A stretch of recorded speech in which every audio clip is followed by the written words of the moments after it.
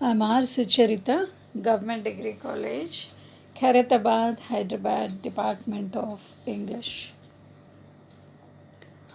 A warm welcome to the students of BA, BSc, BCom first year.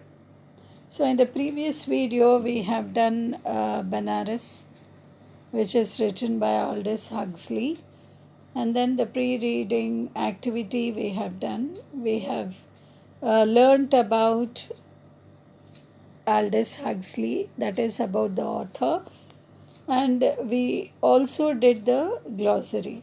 So today we are going to start the lesson Banaras, which is written by Aldous Huxley, part 2. So he is Aldous Huxley who wrote this lesson, that is Banaras. So it was said that the eclipse of the sun would be visible from Banaras, but it needed more than smoked glass to see it. The eye of faith was also indispensable, that alas we did not possess. Partial to the point of being non existent, the eclipse remained, for us at least unseen. Not that we minded, for it was not to look at the moon's silhouette that we had rowed out that morning on the Ganges. It was to look at the Hindus looking at it. The spectacle was vastly more extraordinary.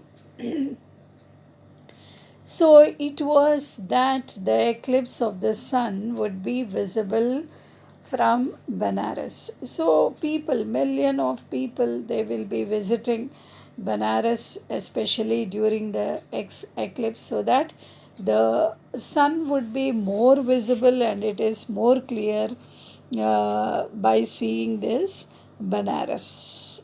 Okay, so you can see the picture here, that is Banaras.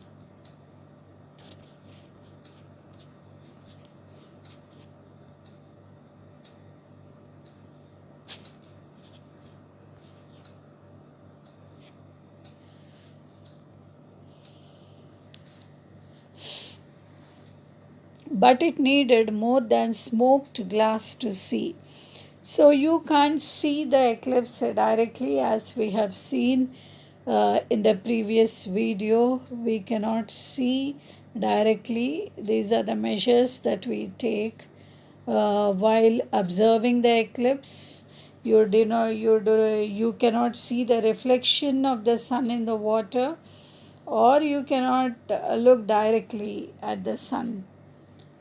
So they needed smoke glasses, that is, the solar glasses, to see the sun or the solar eclipse.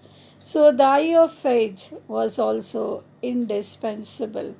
So that eye of faith was also indispensable, means it was very essential for them, that alas we did not possess. So they say that we did not possess this eye of faith, the people had. So Aldous Huxley is speaking here. Partial to the point of being non existent, the eclipse remained for us at least unseen.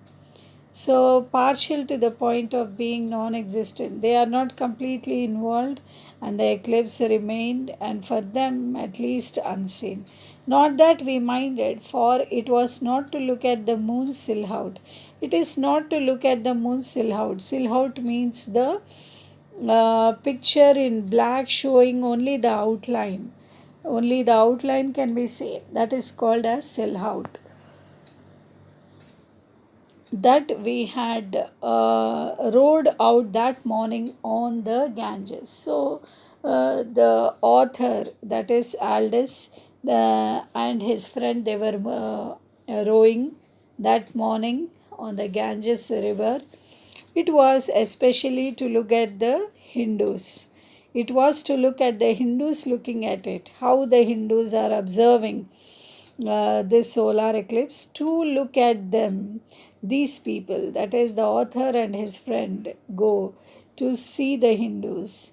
So the spectacle was vastly more extraordinary. So when he sees them or observes them near that river Ganges, he tells that spectacle really it is very, very extraordinary.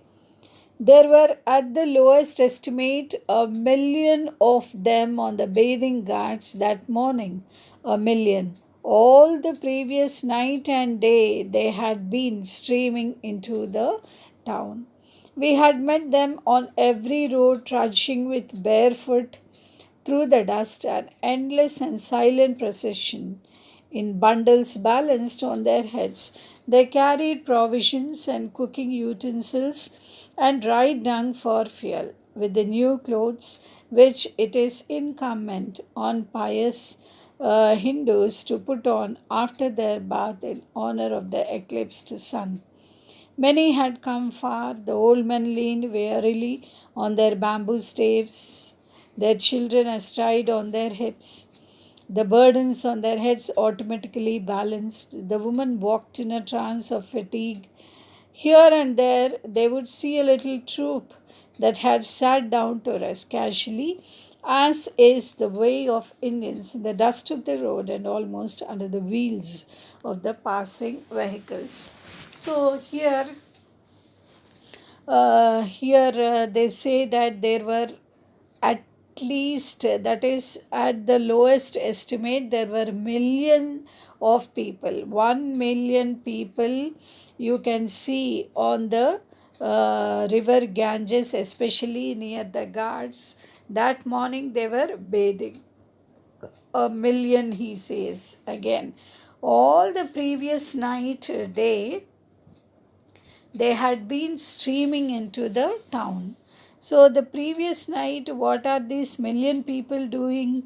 That day and night they are streaming in that town.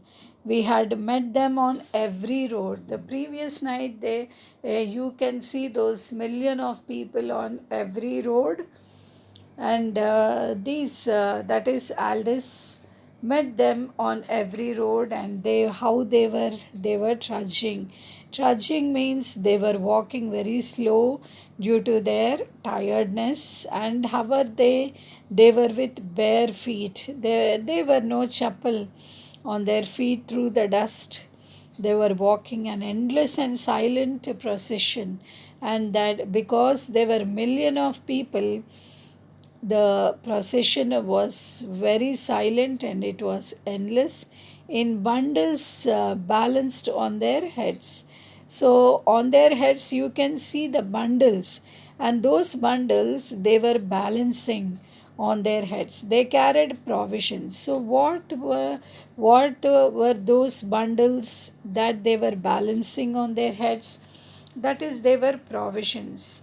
So, provisions means the food that the food provisions they were carrying, and they were carrying the cooking utensils, and they were carrying these dried dung for fuel, with the new clothes which it is incumbent. And what did they do? They put on new clothes which it is incumbent. Incumbent means it is necessary for them to wear new clothes on pious Hindus to put on after their bath in honor of the eclipsed sun. Because of this solar eclipse, in order to honor the eclipse, what did they do? They took a bath, or they had a bath in the Ganges river, and they put on new clothes, which it is incumbent means which it is necessary for these pious Hindus. So many had come far. Many people they came from very far off places, and the old men leaned wearily on their bamboo staves. I told you what is a stave. What are bamboo staves? They are the rods, or they are the wooden sticks which are especially used by the old people. Okay, so the old men, what they are doing? They are leaning. Wearily means they are very tired and they are leaning on these bamboo sticks. That is the rod which they carry, or the walking stick. So their children astride of their hips, the burdens on their heads automatically balanced. So the children, they are on the hips, on the adults' hips, and the burdens are there on their heads. All these, the provisions, etc., they are carrying, and they are automatically balanced on their heads. And the women, they are walking in a trance. That means they are half conscious because of their fatigue. Fatigue means it is tiredness. They are very tired. Here and there, we would see a little troop that had sat down to rest. And here and there, you can see some people who are sitting in a group for taking rest casually, as is the way of Indians. So you see each and every Indian, wherever they go for picnics, casually they will be sitting down in groups. So in the same way, here too you can see the same scene. In the dust of the road and almost under the wheels of the passing vehicles, you can see the people who are sitting down in the dust in groups. And now the day and the hour had come. The serpent was about to swallow the sun. It was about to swallow him in Sumatra, at any rate. At Benares, it would do no more than nibble imperceptibly at the edge of his disk. The serpent, should one say, was going to try to swallow the sun. 1 million men and women had come together at Benares to assist the light of heaven against his enemy. So now the day is already, they are approaching, and then they have already approached, and the hour had come. Now the serpent, according to the mythology of the Hindus, the serpent was about to swallow the sun, and they were waiting actually for this hour, and that hour had already approached. Now they were seeing this scene. Serpent is the snake. It was about to swallow the sun. It was about to swallow him in Sumatra. Sumatra means it is a mountainous island region. Yesterday, that is in the previous video, we have seen what is this Sumatra. It is a mountainous island in western Indonesia. So here the serpent, it was about to swallow at any rate. At Benares, it would do no more than nibble imperceptibly. So what it is doing, the serpent, it was nibbling. Nibble means bite into small pieces. So that is called as nibble. And then imperceptibly means slightly, in a very slow and gradual manner. It was doing this at the edge of his disk. The serpent, should one say, was going to try to swallow the sun. So according to their belief, the serpent is trying to swallow the sun. 1 million men and women had come together at Benares. For this, 1 million men and women, that is, million people, they have come to this Benares in order to see this, assess the light of heaven against the enemy. So they have come all the way from far off places in order to see this. So the ghats go down in furlong wide flights of steps in the river, which lies like a long arena at the foot of enormous tiers of seats. The tires were thronged today, floating on the Ganges. We looked up at acres upon sloping acres of humanity. So the ghats go down in furlong wide. So I told you what is furlong in the previous video. It is approximately 660 feet is a furlong. So the guards go down in furlong wide flights of steps to the river. So in order to jump into the river, you have to go a furlong wide in order to reach the steps of the river, which lies like a long arena at the foot of enormous tiers of seats. So it is a very long arena at the foot of enormous TIERS tires means they are rows of seats there. So the tires, how are they? They were thronged. Thronged means you can see a very large crowd because it is 1 million people. And they were floating on the Ganges. We looked up at acres upon sloping acres of humanity. So you can see so many people, a very, very large crowd. See, here you can see 1 million people, you can see. And they were thronged, is a very large crowd, and they were floating on this river, that is Ganges. Okay, so we looked up at acres upon sloping acres of humanity. On the smaller and comparatively unsacred ghats, the crowd was a little less densely packed than on the holiest steps. It was at one of these less crowded ghats that we witnessed the embarkation on the sacred river of a princess, canopied and curtained with glittering cloth of gold. A palanquin came staggering down through the crowd on the shoulders of 6 red liveried attendants. A great barge, like a Noah's Ark, its windows hung with scarlet curtains, floated at the water's edge. The major domo shouted and shoved and hit out with his rod of office. A way was somehow cleared. Slowly and with frightful lurchings, the palanquin descended. It was set down, and in the twinkling of an eye, a little passage way of canvas and had been erected between the litter and the door of the barge. There was a heaving of the cloth of gold, a flapping of the canvas. The lady, the barge.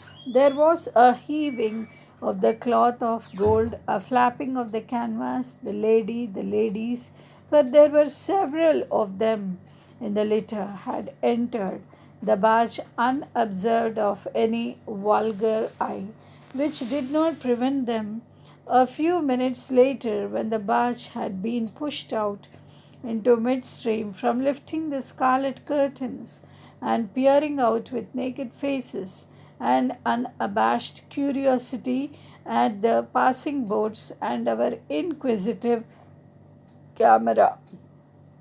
Poor princesses, they could not bathe with their plebeian and unimprisoned sisters in the open Ganges. The dip was to be in the bath's bilge water.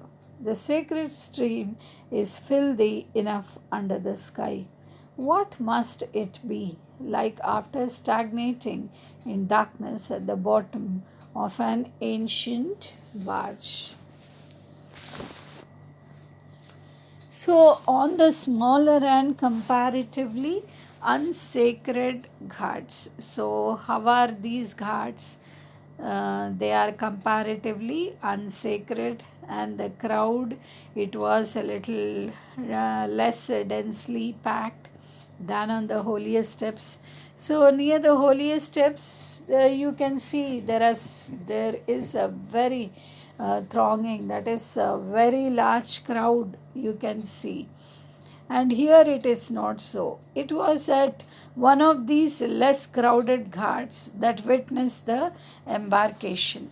So here you can see the less crowded ghats that we witnessed they are telling, that is only called as witnessing the embarkation. Embarkation means to get on in a ship is called as to embark. To get into a ship, on a ship, is called as embark on the sacred river of a princess. Okay, so canopied and curtained. So canopy, in the previous video I have shown you what is canopy. It is the cloth roof. It is made of cloth roof, and it is curtained with glittering cloth of gold. And you can see a palanquin came staggering down through the crowd. A palanquin is, especially in the olden days, the brides were carried in these palanquins, and it is closed, and six or four men, they will be carrying those rods on their shoulders, came staggering down through the crowd on the shoulders of six liveried attendants. That is the male persons. They will be carrying on, all the six people, the six red liveried attendants. They will be carrying this palanquin on their shoulders. Then a great barge. Barge is a very large boat, that is called as barge, which is shown in the previous video. It looks like a Noah's Ark. Its windows hung with scarlet curtains, and this is the description of the ship, that is the large ship or the boat. This boat is used in order to carry people and the goods also. Okay, so it looks like Noah's Ark, and its windows, they are hung with scarlet curtains. That means red curtains floated at the water's edge. And this barge, it is floating at the water's edge, and the major domo shouted and showed. So the major domo, this major domo also, I made you understand, and I have shown you the picture. He is the head steward. The head steward is called as the major domo, and he is shouting and he is shoving. Shoving means he is pushing and hit out with his rod of office. A way was somehow cleared by the major domo, that is the head steward, slowly and with frightful lurchings. Lurching means moving abruptly or unsteadily. The palanquin, it descended, that means it came down. It was set down, and in the twinkling of an eye, a little passageway of canvas had been erected. So, just in a fraction of second is called as twinkling of an eye. A little passageway of canvas, it had been erected between the litter. Okay, so litter means it is the conveyance consisting of a bed or a chair carried by a person, that is called as litter. It is something like a conveyance which will be having a bed or a chair, and this is also carried by the persons on their shoulders, had entered the barge unobserved of any vulgar eye. So nobody observed. That means the ordinary people are called as vulgar. Okay, so which did not prevent them.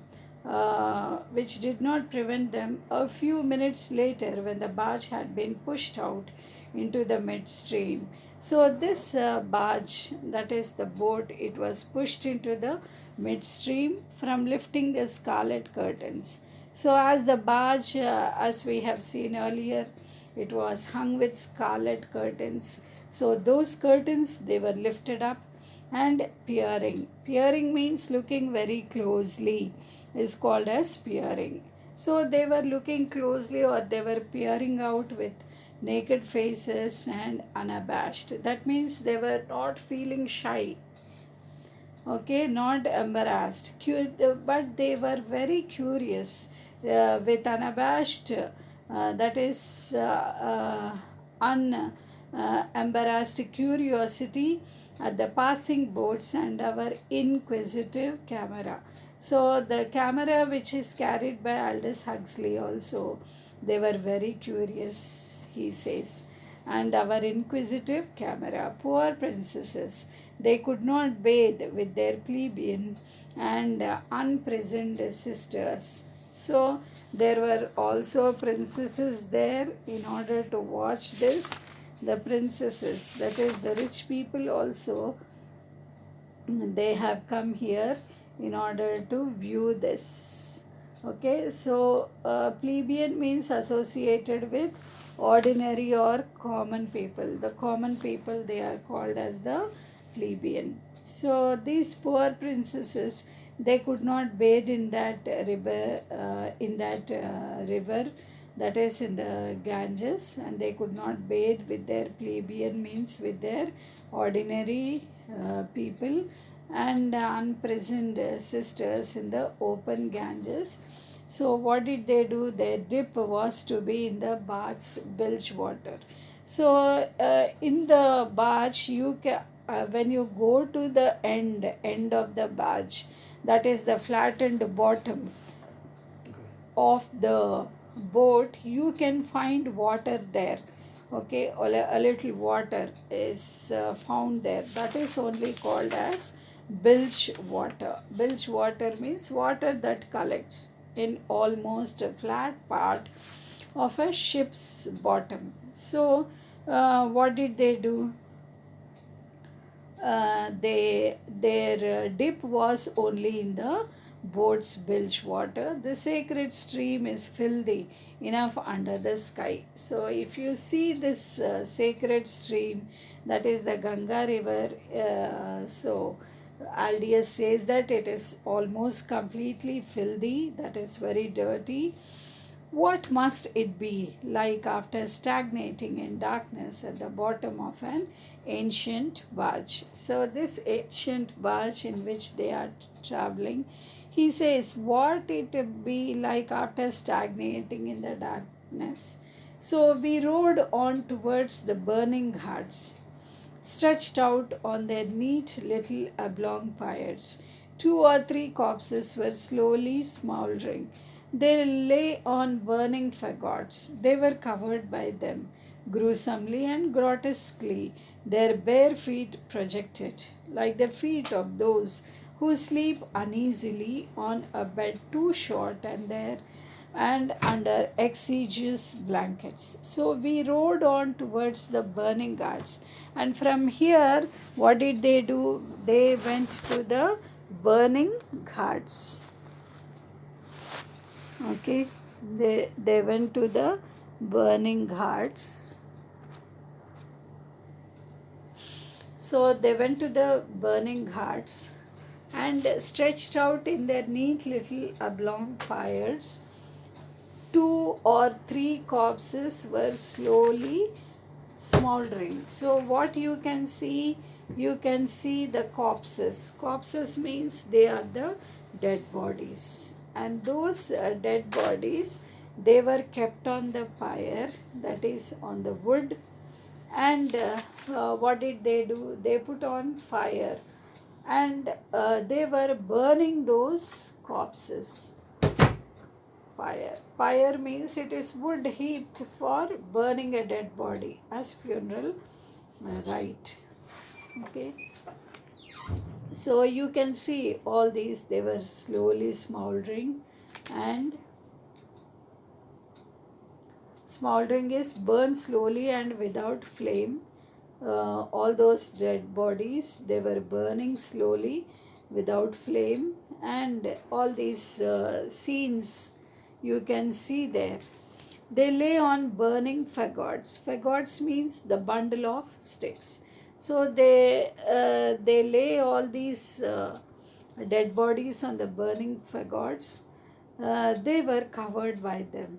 Gruesomely means it is shockingly, and grotesquely means very abnormal or ugly is called as grotesquely, and their bare feet projected. You can see the bare feet which are projected. That is the bare feet of the dead bodies. They are projected like the feet of those who sleep uneasily on a bed, very short, too short, and you feel as though the bed is very short for them, and under exiguous blankets. Exiguous means insufficient or scanty is called as exiguous blankets.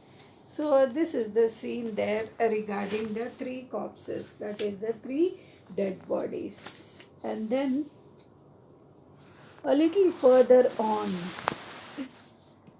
we saw a row of holy men sitting like cormorants on a narrow ledge of a masonry just above the water.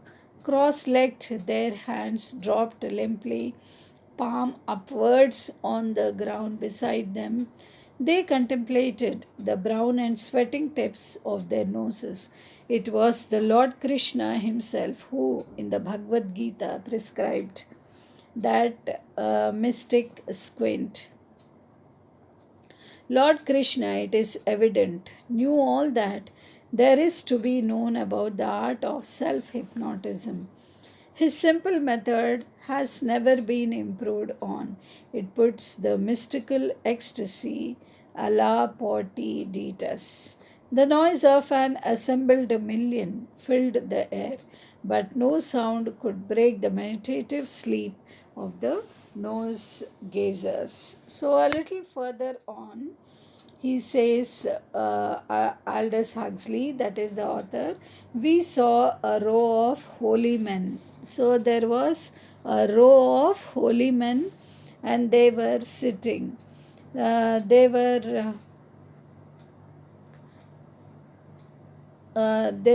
saw a row of holy men. They were sitting like the cormorants. That is a long-necked bird is called as a cormorant. So they were seeing these three holy men. That is a row of holy men who were sitting like these birds on a narrow ledge of masonry.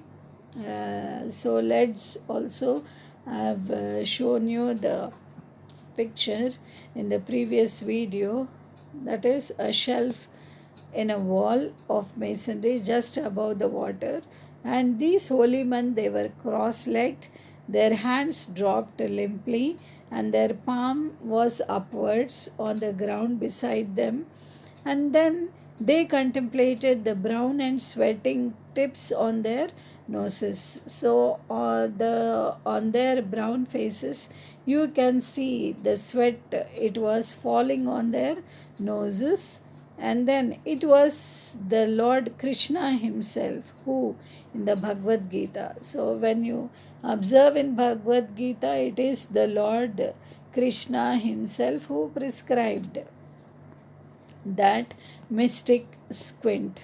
So they appear to be like that mystic squint.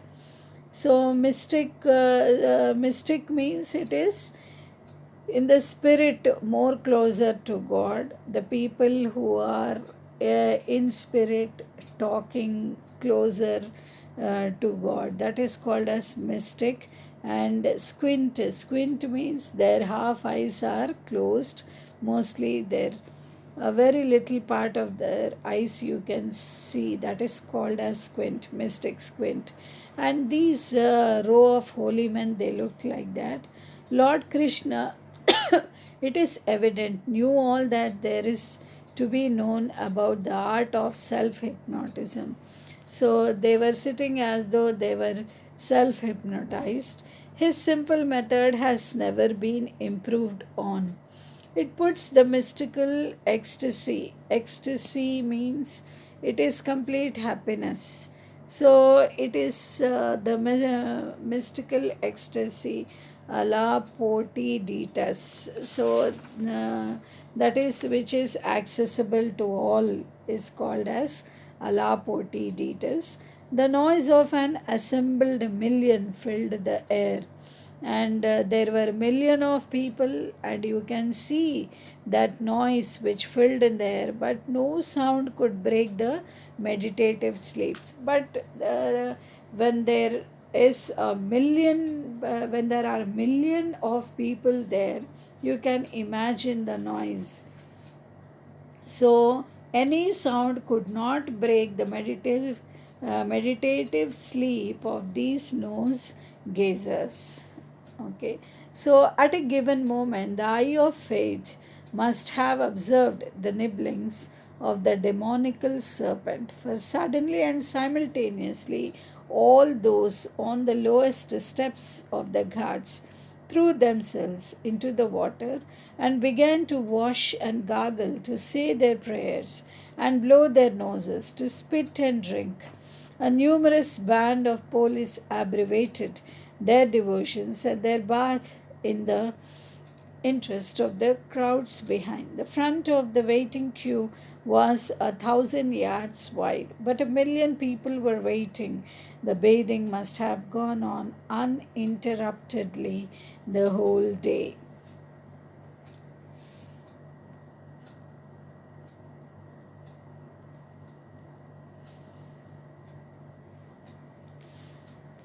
So, at a given moment, the eye of faith must have observed the nibblings of the demonical serpent, for suddenly and simultaneously all those on the lowest steps of the guards threw themselves into the water.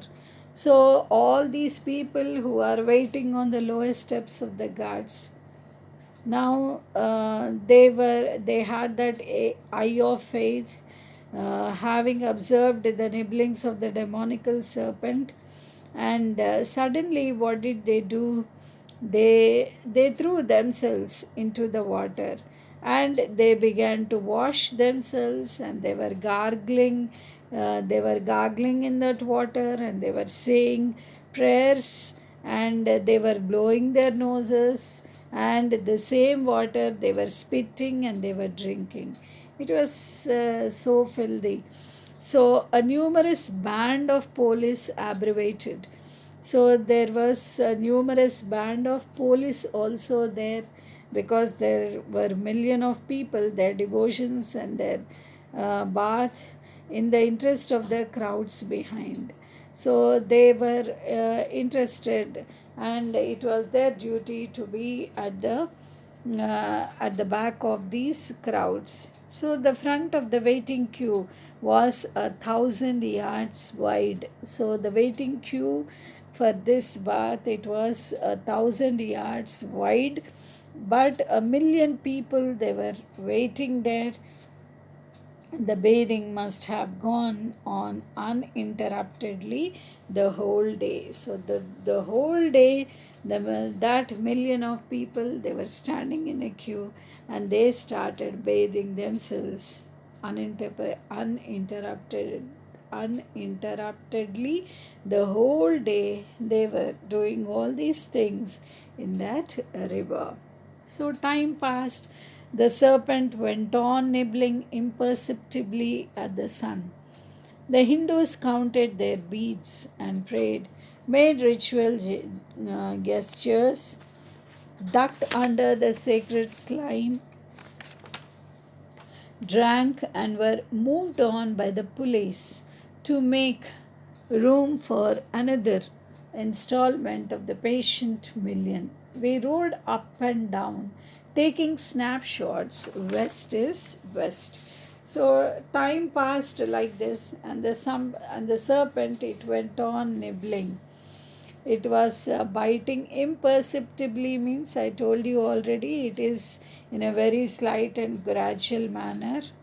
We cannot see at the sun. And the Hindus, what are they doing? They are counting their beads, and they were praying, and they were making those ritual gestures, all the ritual movements they were doing, ducked under the sacred slime. they were ducked under that sacred slime and they drank and were moved on by the police to make room for another installment. And the police, they were telling them to make room for another installment of the patient million.